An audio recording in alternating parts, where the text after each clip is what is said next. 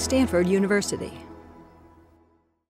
I must say, I think we have a very interesting session today, a discussion of Proposition 23, as you probably figured out from the advertisements. Wait a minute, we're discussing no on 23. No on 20. Well, we're going to be very clear about this. So, as all of you know, California passed pioneering legislation, Assembly Bill 32, so-called AB32, the Global Warming Solutions Act, in 2006. AB32 requires that greenhouse gas emission levels in the state be cut to 1990 levels by 2020. The process of cutting greenhouse gas emissions in the state is slated under AB32 to begin in 2012. In the upcoming election, California citizens are being asked to vote on Proposition 23, which would freeze implementation of AB32 until unemployment drops below 5.5% for 4 consecutive quarters. There has been a tremendous amount of discussion on both sides of this issue in the media, around campus, and at homes across the state. Today, we plan to learn more about this issue from 2 of the leaders of the No on Proposition 23 campaign, a leading Republican, the former Secretary of State George Shultz, and a leading Democratic activist, Tom Steyer. This might seem like an unlikely team, but in fact, they've come together to support the continuation of California's Global Warming Solution Act. Secretary Shultz has served in numerous influential positions in the government, including as Secretary of Labor and Treasury during the Nixon administration and Secretary of State and Chairman of the Economic Policy Advisory Board in the Reagan administration. He's now the Thomas W. and Susan B. Ford Distinguished Fellow at the Hoover Institution and the Chair of the Hoover Energy Task Force. Tom Steyer is a successful asset manager and entrepreneur. He is the founder and co-managing partner of the San Francisco-based hedge fund, Farallon Capital Management, and is a partner at the private equity firm Hellman and Friedman. Also in San Francisco, Tom is a New Yorker, but came here to marry his lovely wife and raise his family, and now describes himself as an avid Californian. I like that description. Also joining us on the stage are the RAs for this class, Jaya Goswami, a joint master's student in mechanical engineering and public policy, Tom Hesser, a master's student in the atmosphere and energy program, and Noel Crisotomo in the Earth Systems master's student. And they have worked really hard researching both sides of this issue, so I think they have developed a tough set of questions which they're going to discuss and hopefully will illuminate both sides of this debate. The format for this is that Secretary Shultz and Tom Steyer will make some brief introductory remarks. After this, our student panelists will ask a series of questions that they have prepared, and then after that, we'll open this to the audience. So first, please joining me in welcoming our distinguished panel and our students.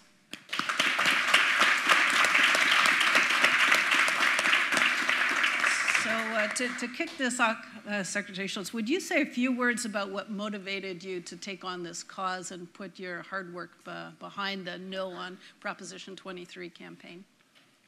Basically because the 23 seeks not to postpone our environmental efforts, but to kill them. That is, if you can enact something that says everything is off for 3 or 4 or 5 years, more or less indefinitely, you've done it in. So let's not get caught up in whether this is just postponing or not. It isn't.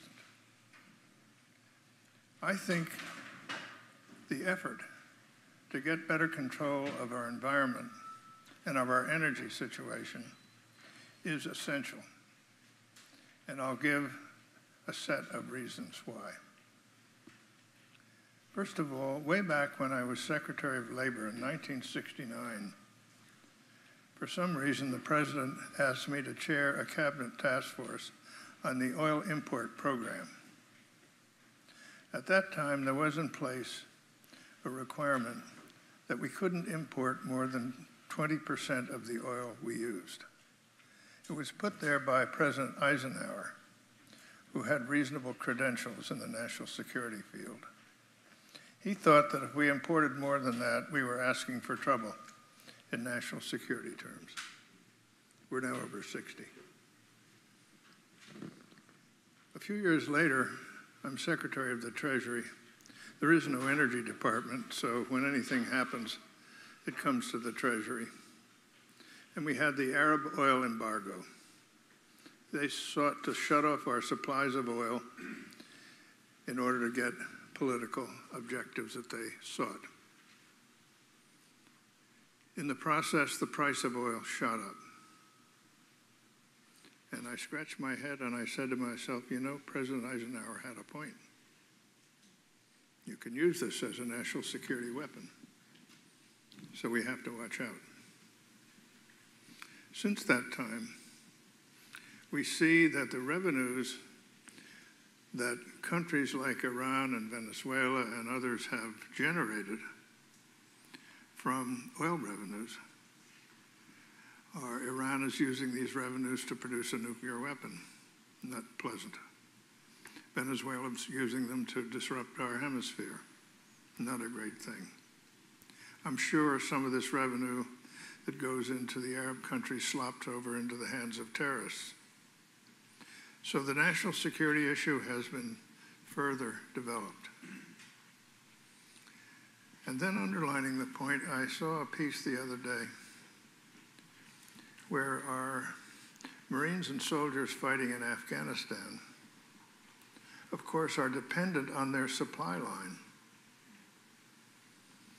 And the supply line is cut off, and trucks are burned, and all of a sudden, their petroleum isn't coming.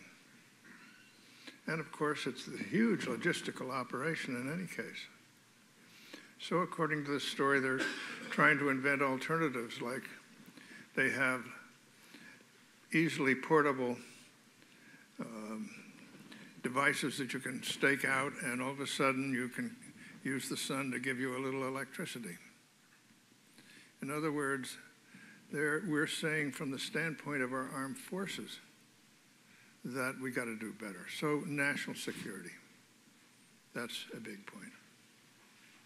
Second, every time the price of oil spikes, our economy is hit hard. Often we have a recession. It's a big economic problem. Of course, the other side of the coin is that we have basically had inexpensive, good energy for a long time. That helps our economy to go, but the spikes are very difficult. Oops. I think they need to fix your mic.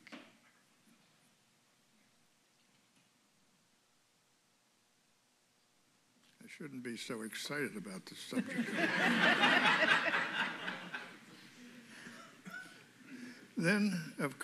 So we have the national security problem, we have the economic problem. And I've watched this problem, as I said, over a period of time, and we've been on a roller coaster. Price of oil goes up, people start saying, gee, let's find alternatives. Price of oil goes down, everything stops. That's happened about 4 times.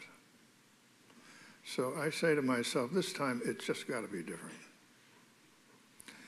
Because in addition to the national security problem and the economic problem, we also have a climate problem on our hands. And despite all the dust in the air on the subject right now, I think if you look at the numbers, it's perfectly clear that the temperatures are rising. It's pretty well established why. That is, our activities have a lot to do with it. And the problem is substantial. And to a certain extent, once you create the problem, it's very hard to solve it.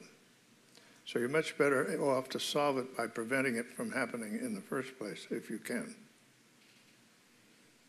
So these are very strong reasons why I feel that we need to preserve this effort, because this is the only game in town. There's no comparable legislation, no effort going on in our country that's comparable to this. Our national government, for some reason, doesn't seem to be capable of facing up to the issue very well. And we have. And so finally, let me just say that there is the argument you hear that if we do something in California and it costs us something, we'll drain our businesses away. Nobody will want to be in California anymore because of the costs. I think that is utter nonsense. First of all, because the costs you sometimes see are very exaggerated. Careful, good studies have been made, and the direct costs are not high. And furthermore, from California's standpoint, because we have been outstanding in this regard, we are attracting a vastly disproportionate flow of the efforts to deal with it, efforts to create something new, to people like Tom investing and creating companies that do things. So California is way out in front of this in this. So I think on the job part, we were probably ahead of the game, not behind the game.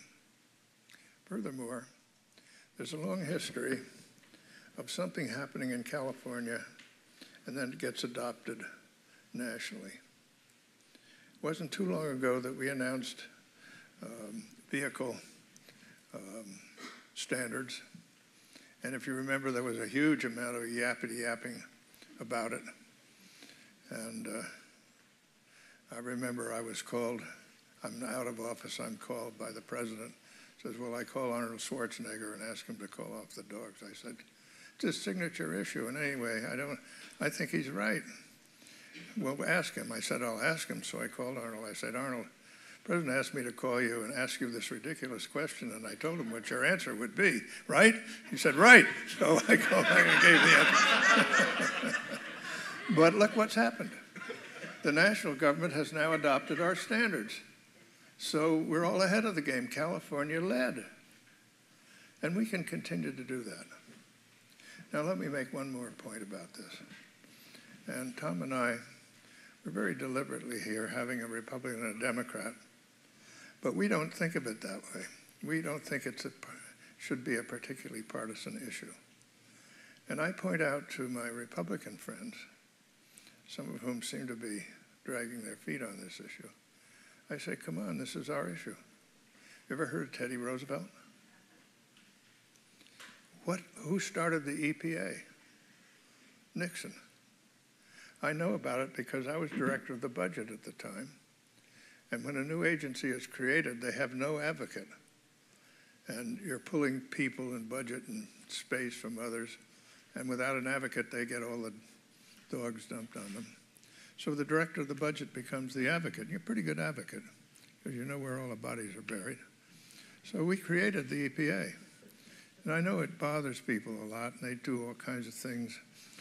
On the other hand, there's a tension, a good constructive tension. And if you go back to 1970 and say, are our rivers cleaner than they were? Is our bay cleaner?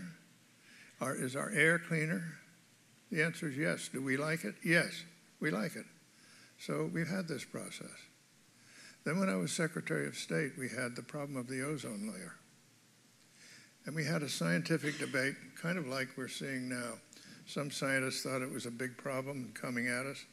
Some were questioning it. However, they all agreed that if it were true that it would happen, it would be a catastrophe. So we worked at it. I persuaded President Reagan of this case. He fully supported everything we did all the time. I always had, whenever we had a struggle in the bureaucracy, I said, well, let's refer it to the White House. I knew what answer I would get, so after a while, people stopped referring it. But we wound up with the Montreal Protocol, and it's the only big environmental treaty that's worked. And then we had the problem of acid rain in the Northeast when the first President Bush was president. And there was designed a cap-and-trade system that really worked pretty well, very carefully designed, and it has worked in the sense of getting control of the acid rain problem. So there's a history here. And I think, and I was involved in some of those things, and they were not done in a partisan way. They were done by going to the members of Congress and saying, look, we have a problem. Here's the problem. Here's what we're trying to do about it. What do you think? And so on. And by the time we got through, everybody was informed. And I might say in working with the Congress, there's a rule you have to observe. They say, if you want me with you on the landing, include me in the takeoff. So that's the way these things were worked, and none of them became a partisan issue. And I think that's the way we've got to somehow do this. And if we can defeat this Proposition 23, and particularly if we can defeat it by a good vote, then I think we can go to Washington and say, look, this will be the biggest constituency ever in the world to vote up or down on this kind of an environmental issue. So if you say, do I think this is important? I think it's just the top thing. And with all due respect to governors and senators and everybody, this is the issue. No on 23. You got it? Let's hear it, everybody. No on 23. All right. Okay, thank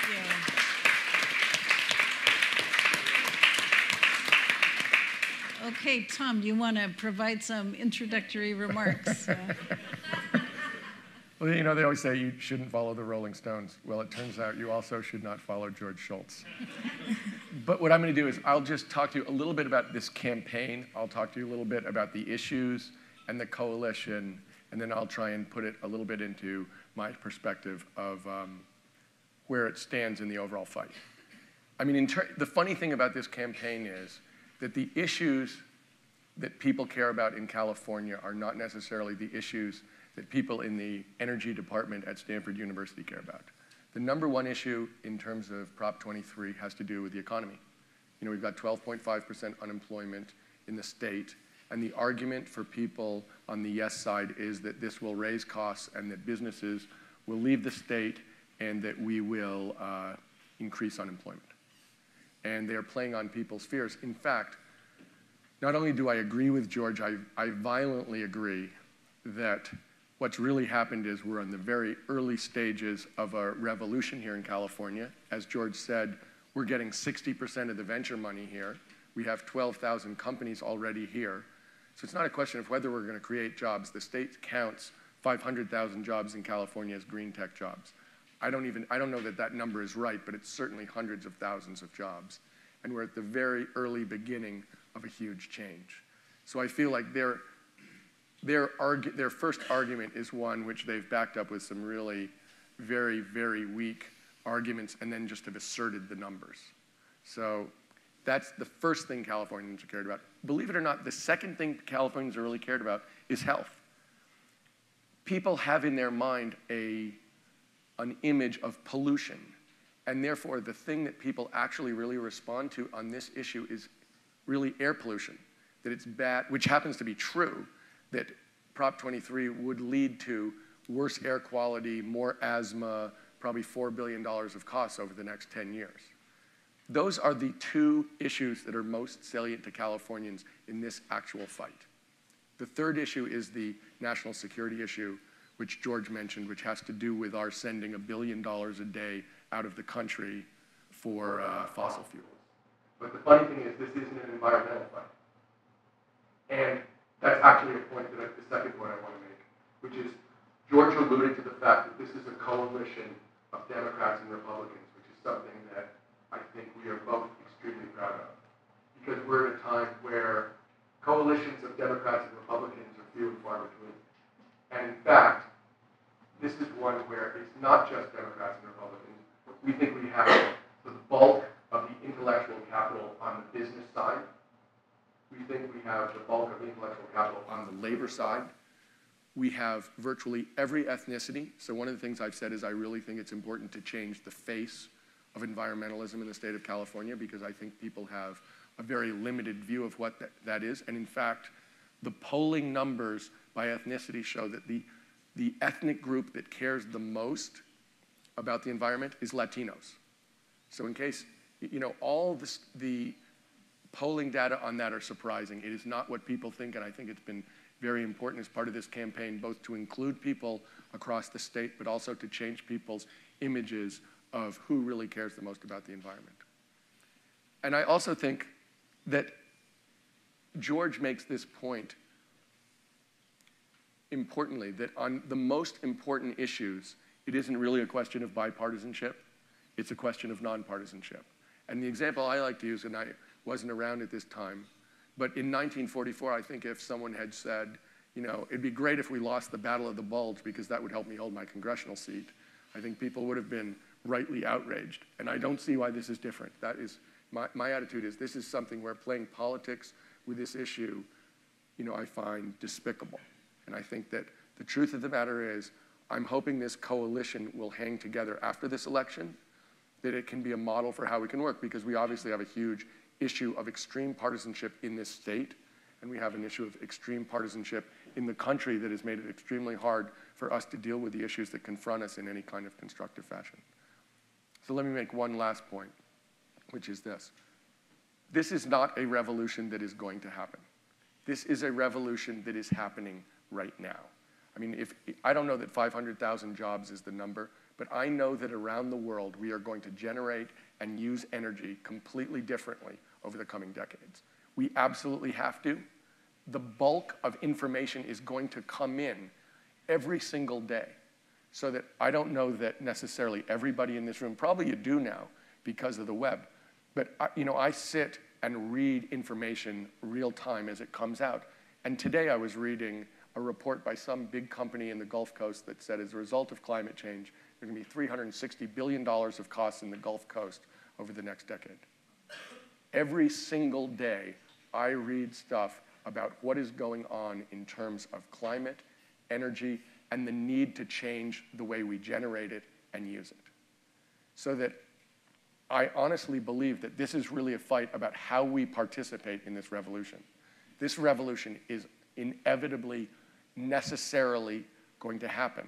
And the question is, are we going to participate in a foresighted way? Are we going to lead the revolution? Are we going to get all the benefits of being leaders?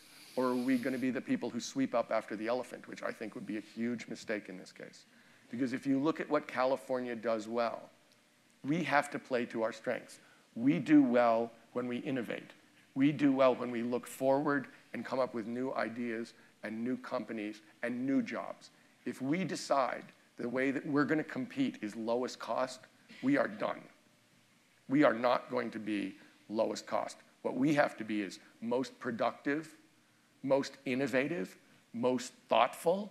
That is what we do well. So I look at this and I say, if people from out of state who are companies take money off their balance sheet to try and protect their business and draw us back to an old-fashioned way of thinking about energy, the reason I got involved is I was so pissed that they could really think that that would be legitimate, and that for some reason Californians wouldn't be smart enough, wouldn't be organized enough to fight back.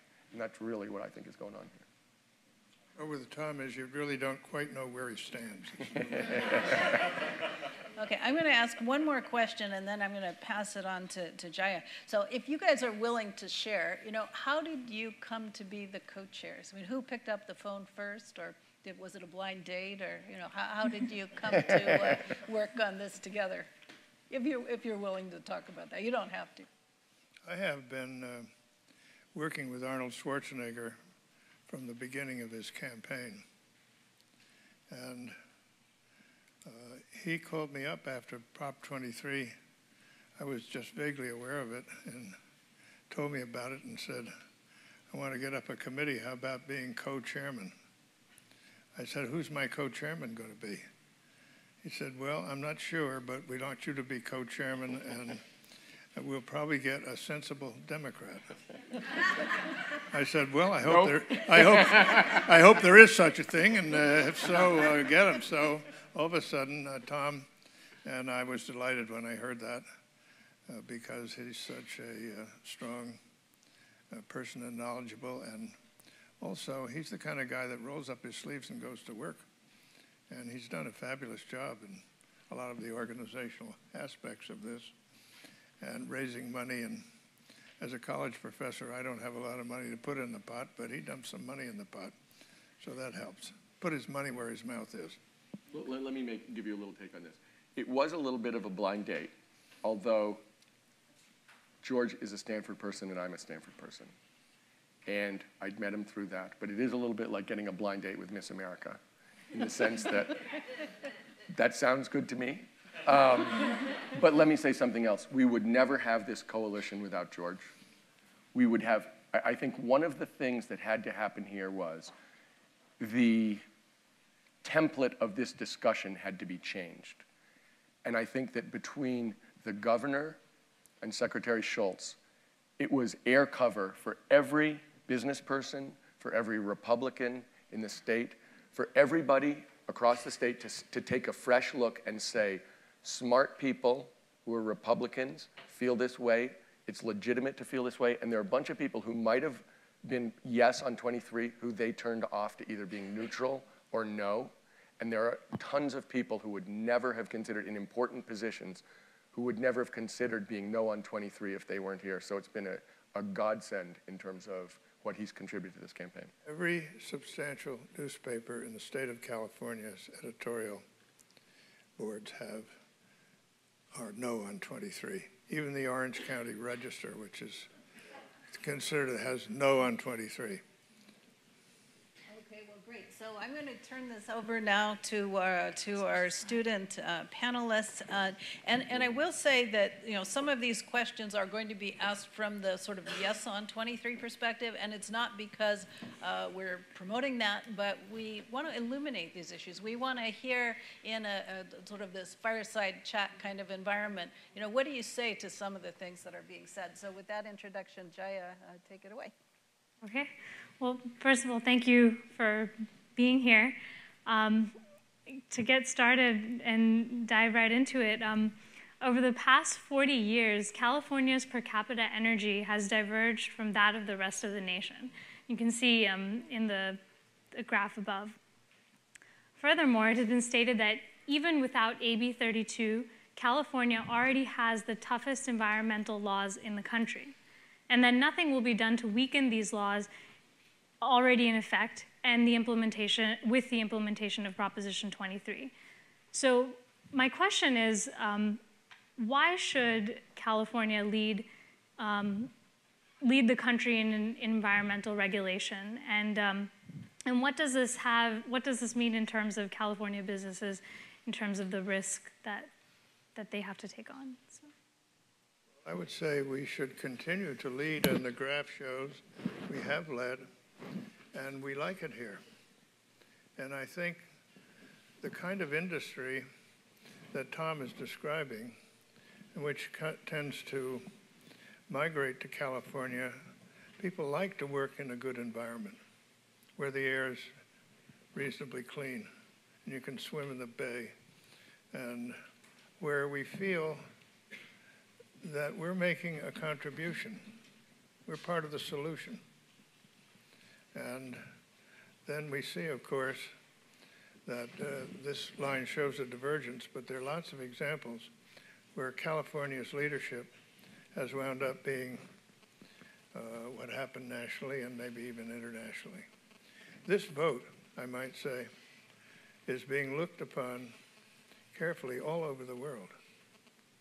I spent the Monday and Tuesday of this week in Washington with the so-called high-level U.S.-China dialogue. And out of the blue, I was surprised the Chinese asked me about this. What's Proposition 23 and what's going on? So people are conscious of it, and it's a big deal. Let me make one other point, which is a high-level math point. The cost of energy is the cost per kilowatt hour plus the number of kilowatts. So if you look at that, that's actually a triumph. And if you think about why should we lead, your questions were, we already have the toughest laws, why should we have more laws, why should we lead, and doesn't it show we already use less energy? I think the point is, we should do the right thing. We should lead because we're thinking ahead more than other states. I don't think we should be pulled back by other people's problems. I look at that, and I look at Assembly Bill 32 as statements of, a huge part of what we're going to do is use less energy. We're going to use different energy as well, but we're going to use a lot less energy, and that's got to be a great thing.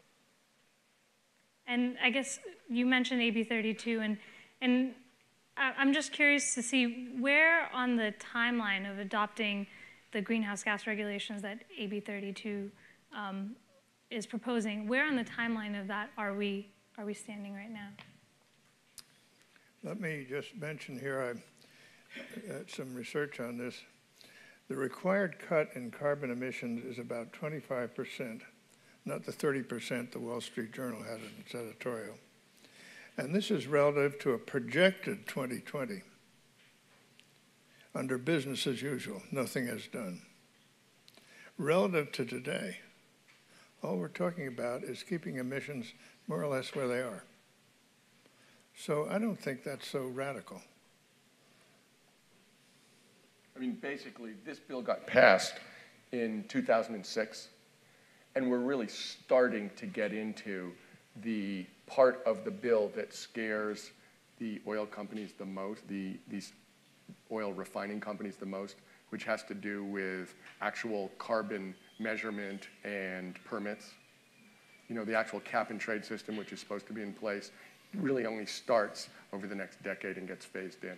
And that's run by the actual details of how that's going to happen are not 100% clear at all. And so one of the things that I'm incredibly serious about is the implementation of this will be incredibly important. As George pointed out, cap and trade has worked in the past really well, but it was carefully thought out and well executed. So it's really important that we do that too. I'm not a big fan of cap and trade, frankly.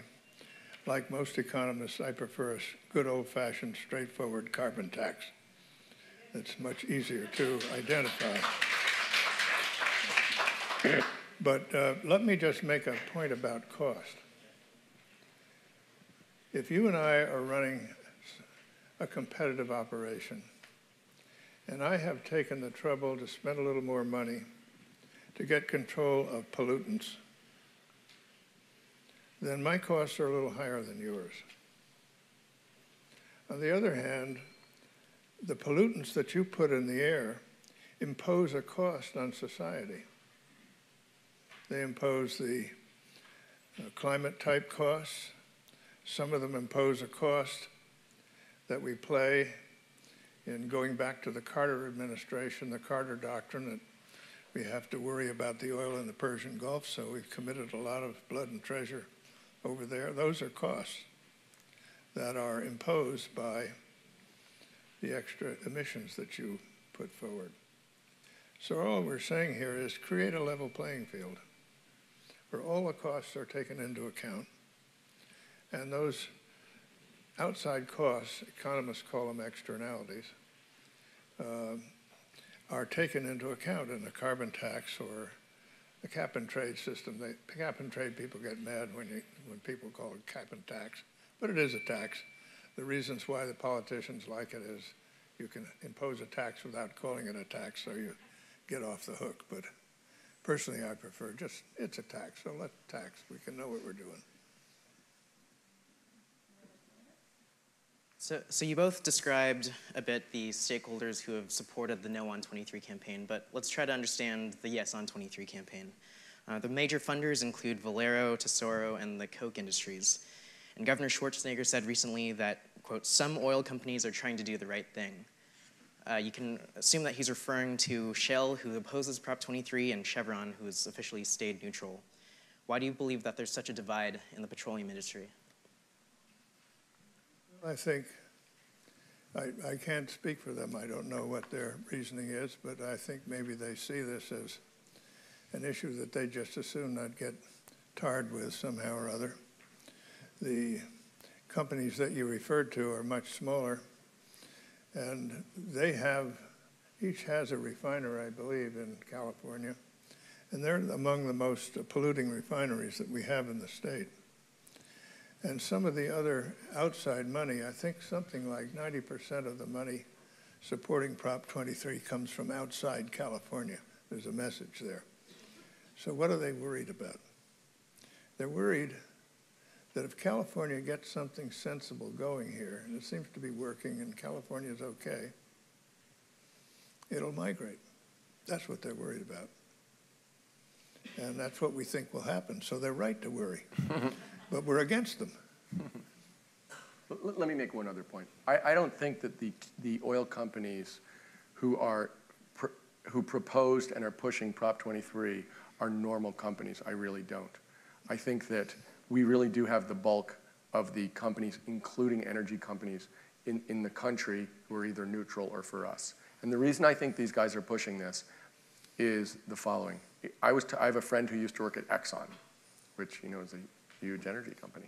And he told me that when they had an environmental problem, so that they had some plant and they thought, oh my gosh, we don't know what to do with this, they would sell it to either Tesoro or Valero for $1. And the idea was, you know what? We don't know what to do about this. And here, we'll give you this plant for $1. And their competitive advantage was that they had a room full of lawyers who would litigate every environmental problem. So when I think about this fight, I don't think we're fighting run-of-the-mill corporations. I think run-of-the-mill corporations want to be part of the solution. They don't want to lose money. They want to make money. They're serious about their bottom line. They would like to be part of the solution, and I think they feel much more free to be, as long as the coalition reaches out to them and makes it clear that we're not going to solve this without American business. This is going to have to be a cooperative effort, and I think that this campaign reflects that. PG&E, for instance, is opposed to 23. I used to be a director of Chevron years ago. I'm about 90 years old now, and they kick you off everything when you're at the young age of 70 or so. But the immature age. It's a wonderful company. Very well operated, thoughtful, responsible. And they take careful positions on things, and I think it's notable that they are washing their hands of this 23 campaign. So I'd like to ask a question about the media aspects of the No on Prop 23 campaign. So refuting the notion, or even just the simple statement that AB32 kills jobs is difficult. It requires models, it requires paragraphs of explanation, or PhDs, or armies of logic and reason. So how do you combat singular sentences that tug on emotional chords with reason? What is your strategy to do that? We're not going with reason. Yeah, okay. Well, there have been quite a few careful studies made. And if you leave out the positive side of job creation as a result, there are some job losses. And it's of course, that's what happens. Our economy is changing all the time. And jobs are being knocked out, jobs are being created. That's the way the economy works, and it works well. So there are a minimal number of jobs being lost. There's no reason why it has to be precipitate, so people can adjust. And I think that's a matter of being sensible in the way you administer the program.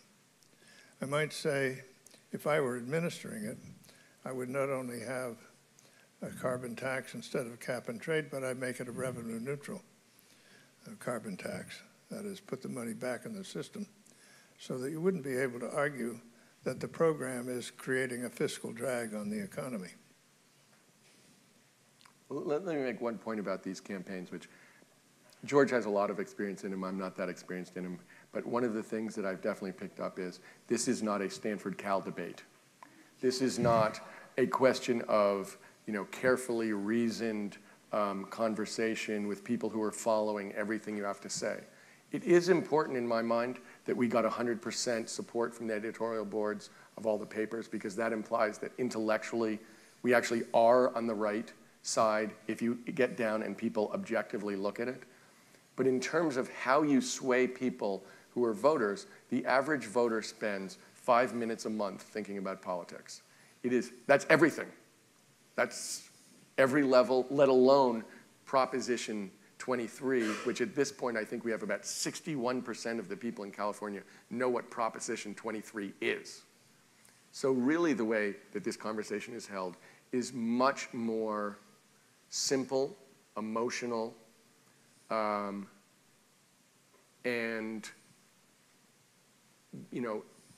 cut down to a level that people can pick up quickly and that they can relate to. So in fact, doing the fully formed intellectual argument, I honestly think we would lose. Because people would turn that channel in about the first 3 seconds. Let me tell you a story about this. Right after World War II, I got out of the Marine Corps, and I went on the MIT faculty. And they used to have a convention there where when you were on the faculty, you went to a faculty meeting, you got up and said something so your colleagues could identify you. So I'm sitting there, and this guy, Bemis, gets up. And he'd been appointed a professor of physics at MIT, and boy, that's through the roof. And he said, he had a wonderful down Maine accent, which I can't imitate. But he said, well, I'm really honored to be a professor at this great university.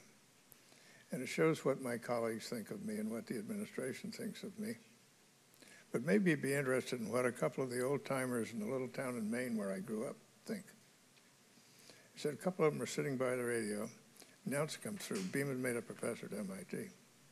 And one says to the other, well, I'm not surprised. Right from the first grade, he was a smart kid. And the other one says, that's right. Whatever one ear didn't come out the other, he got so he knew more and more all the time. Another one says, that's right. That by this time, that Bemis, he probably knows everything. And the other one says, that's right. That Bemis, he knows everything, but he don't realize nothing. Now, this is just a way of making Tom's point, that there is an intellectual side to convincing you of something. Personally, I think the intellectual or the logical case is an open-shut case to me. Then there is the gut side of your learning. And people behave to a very considerable extent from what their gut tells them. So in this campaign, what we're trying to do is get the head and the gut together. And that means you have to make appeals. I think they were showing some of the ads that our campaign has worked out that try to, that lady looks like your mother that says, worry, from the American Lung Association, it says worrying about the air you breathe. Well, that, that gets you right here, is it not? So we're trying to do that. We've talked a lot about the reasons for no on 23. We have a couple questions about, well, okay, what happens, what are the consequences if yes on 23 were to pass? Maybe do you guys want to open up with some of those issues? This one? Yeah. So Democratic gubernatorial candidate Jerry Brown opposes Prop 23, and so does Meg Whitman. But she's also mentioned that she would enact the provision in AB32 to suspend AB32 in, quote, the threat of significant economic harm for 1 year. From an investor standpoint, what would be the implications of this moratorium? Well, I hope what Meg really has in mind is that she wants to be sure, if she's governor, that it's being administered sensibly. And I think that's fine. As I said earlier, I just assume they talk about a tax instead of a cap and trade. I just assume they make it revenue neutral. People are grabbing around for revenue. I wouldn't like to see this be justified on the basis that it'll give us some revenue. I think it should be justified on the basis that I said. So probably she will look into this some, but the point is, if she is elected and does that, that's what it amounts to, is kind of a review of the way it's being administered to be sure it's going to be sensible. It can be, you could administer it in a wild way and create a lot of havoc by doing things too fast, too hard, but you can also have it take place in a more gradual way. And the big thing is to maintain the inevitability that action is going to be taken. And when that inevitability is there, then all of this activity that Tom was talking about, the investment activity and so on, that picks up and keeps going. If you take that inevitability away, you cut the ground out from under all of this effort. As we have seen, as I said, we've gone through this roller coaster in this country. Price of oil goes up, people start getting excited, goes down, everything stops. This time, we don't want to have it stop. We want it to continue. Okay. question on this, you know, and I don't know, I kind of like the one about how important clean tech is. Maybe you want to take that one? So if Proposition 23 were to pass, you know, AB 32 would be suspended until the unemployment rate drops below 5.5% for 4 consecutive quarters. Do you fear that kind of the 1-2 punch of this proposition potentially being passed and the federal inaction on climate policy could close the door on U.S. clean tech industries? Is it hyperbolic to have that gut reaction to clean tech industries literally falling behind in the global competitive race? Well, look, I said I really believe there is this revolution that is going to happen. However, it's going to happen somewhere in the world. And the somewhere in the world that it happens is going to have governmental regulations that systematically support it and encourage it. So let me give an example. I don't know how many people have heard this, but I heard it actually at George's house from Tom Friedman. And he was telling the story, and he wrote it in his column in the New York Times, about an American who came up with a process for mining plastic. So you go into dumps, and you pick out the plastic, and you recycle it, and it's reusable. And it's actually a pretty big business. All of the guy's American, and all of the technology is American. But we don't have laws that support it. So he's got a very big business in Scandinavia, and he's got a very big business in China. But even though it's really an American idea with American talent, we don't do it here. So I look at this and I say, it is definitely going to happen. There are definitely going to be a lot of jobs created. If we don't support it, the same people who are investing here now will, money, I can say this with very, very high degree of confidence. Money will move around this planet faster than it ever has in the past and with less regard for national borders. So if we don't want to do a good job here, there will be plenty of people around the world who want to do a good job, and they will take that money and they will run with it. Okay, great. Well, thank you. So now what I'd like to do is open it up to the audience. So if you'd like to ask a question, raise your hand. And as usual, this is a class, and so the preference for student questions. So students, please stand up and ask a question, and if not, then we'll move over. How about you? My name is Matt, and first of all, Dr. Shultz, I've read a few books of you, and so this is an incredible honor to see you in person. But is it okay to say we are going to lose some jobs at some manufacturing, some industry, some refineries? There's going to be some losers here. We're going to lose some of that. Is that acceptable? Of course it's acceptable. That's the way our system works. It's almost like saying you've got to ban competition. Because if somebody comes along with a better product and knocks you out, well, that's the way competition works. There's a famous economist named Joseph Schumpeter, and he described our system as one of creative destruction. It's going on all the time. As people think of something better, they compete, and that displaces something, and so on, and people shift, and that's how our standard of living rises.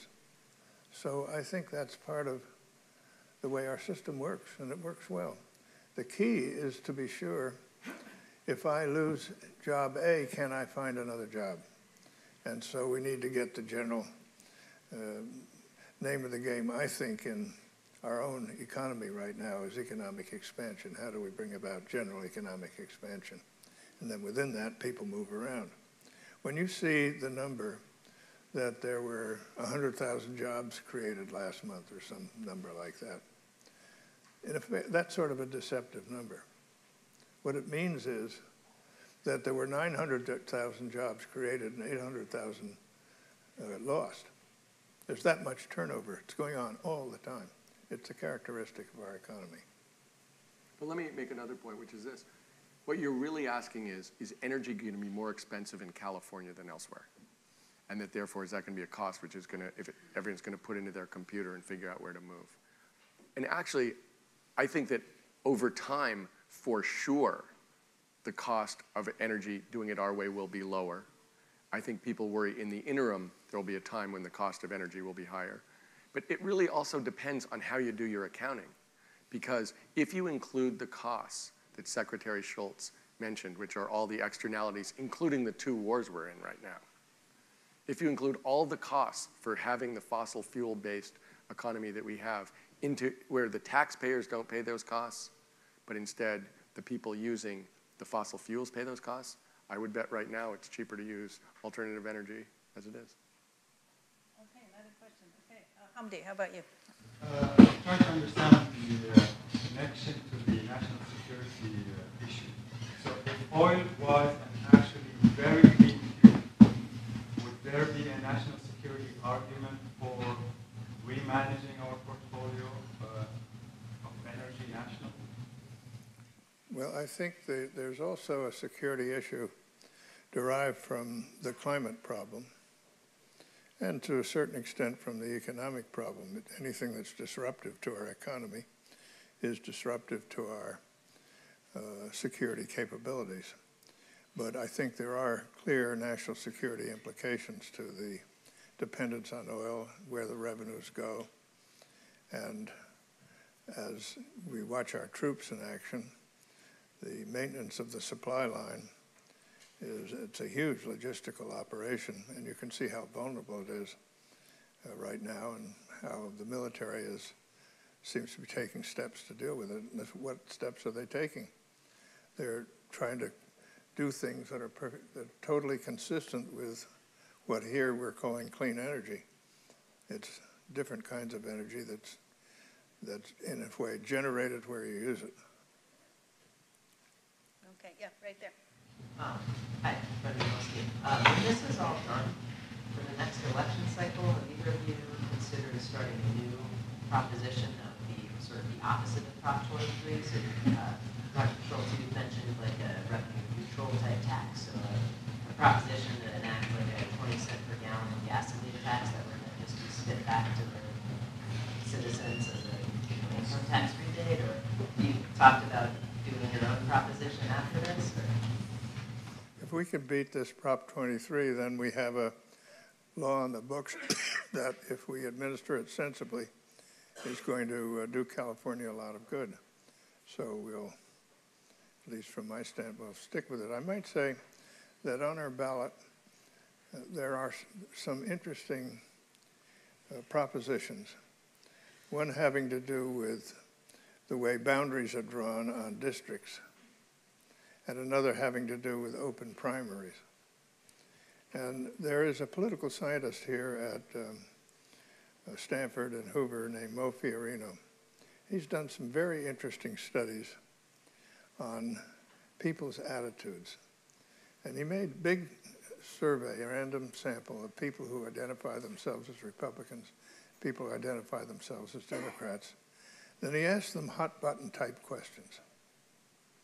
And he found that their answers weren't very different. And so he has developed the conclusion that because of the way boundaries are drawn, that our politicians are hotly divided, but the population isn't. So you've got to figure out how to draw the boundaries in a different way so that the people who get elected have to appeal to the general electorate, not to the extremes of their respective parties. And when you do that, you'll get a different atmosphere, a more problem-solving atmosphere in the political process. So personally, I think these propositions that are on the ballot are very important from the standpoint of sensible state politics, and for that matter, national politics. Tom, do you want to? God, at the moment, the last thing in my mind is pushing a proposition. I would say the key to this, which is what George alluded to earlier, is going to be implementation. You know, in investing, there is a truism: strategy is easy, execution is hard. God is in the details. God is going to be in the details. Doing this right in a sensible way so that you include the externalities and the costs so people can make rational decisions is going to be what this is about. And doing that through a proposition seems to me to be a pretty rough way to go. Okay, we'll take one last question. Let me see. How about actually way in the back there? Yep, you. Yep, with your hand up.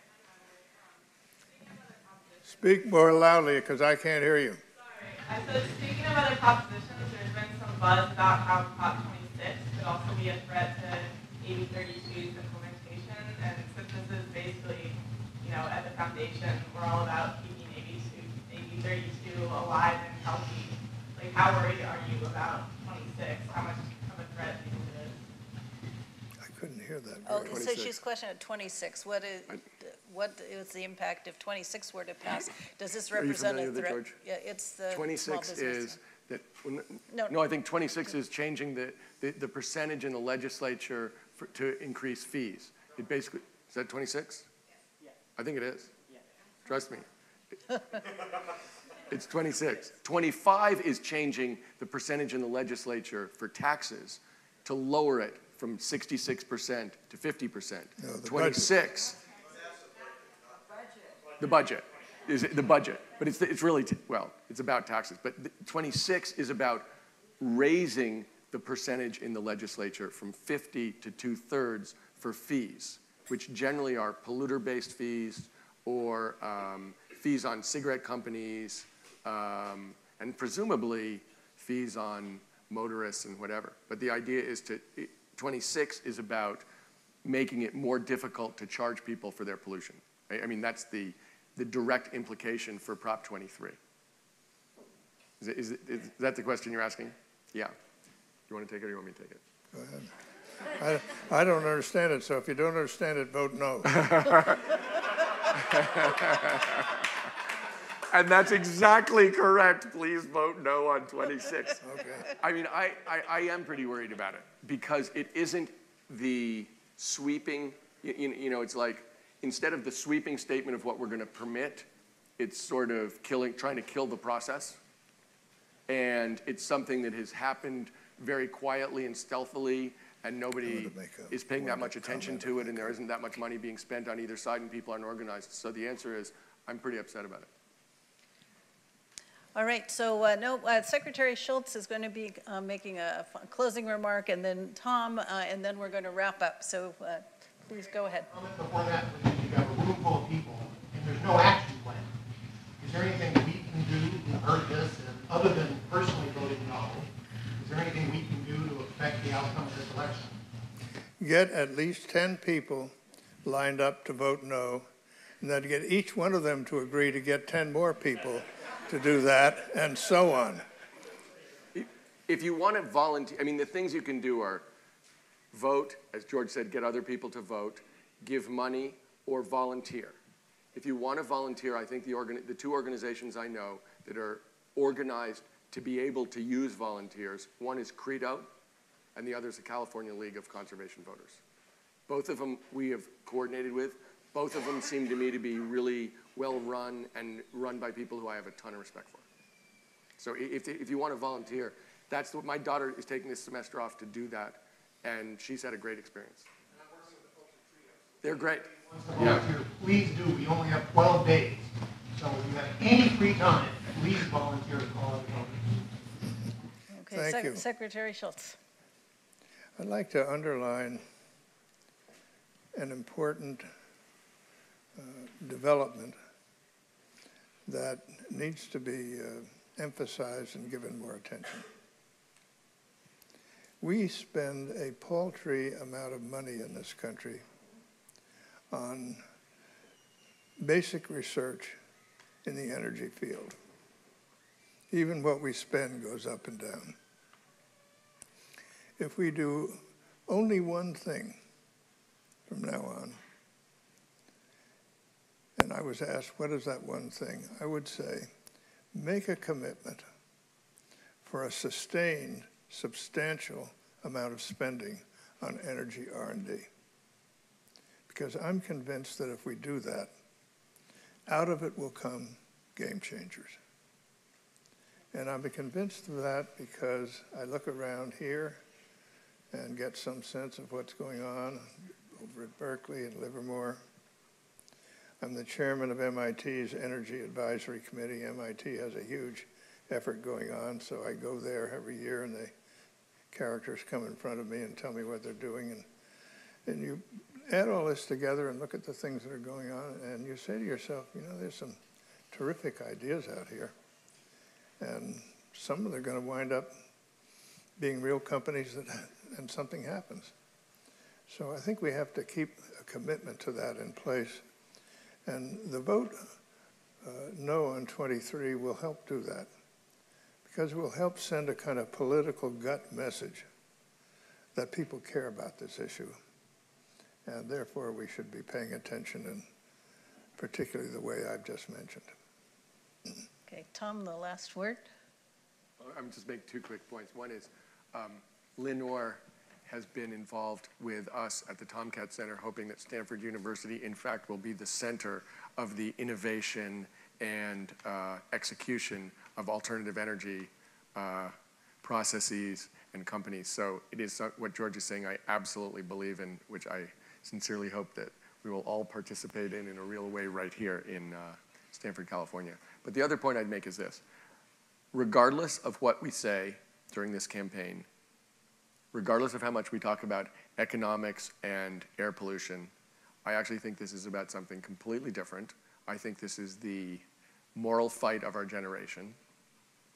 I feel insane saying that, and I wonder about my own sanity, but truthfully, I think this is a question of what we do as stewards of the earth, what we do as moral people, in a huge way. I think it will work out great for us economically. I think we will improve health, but I don't think really at the heart of it, that's what I'm doing trying to work on this campaign in all my spare time. I don't think that's what I'm doing being involved at the Tomcat Center. I think this is about our responsibility as citizens, our responsibility as people on the earth, and so, it's much more than just another proposition to me. My phone rang this morning.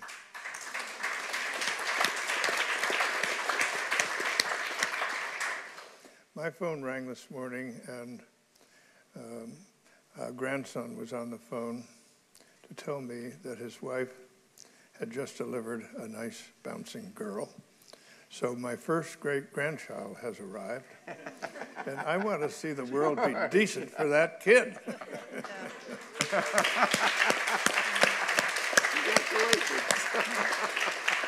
So with that, I have one brief announcement. We do have an energy social over in the Y2E2 social entry. So we'll have refreshments and more good stimulating conversation. And now I'd like to thank our student panelists and our esteemed No on 23 co-leaders of the campaign. Thank you so much. This has been fabulous.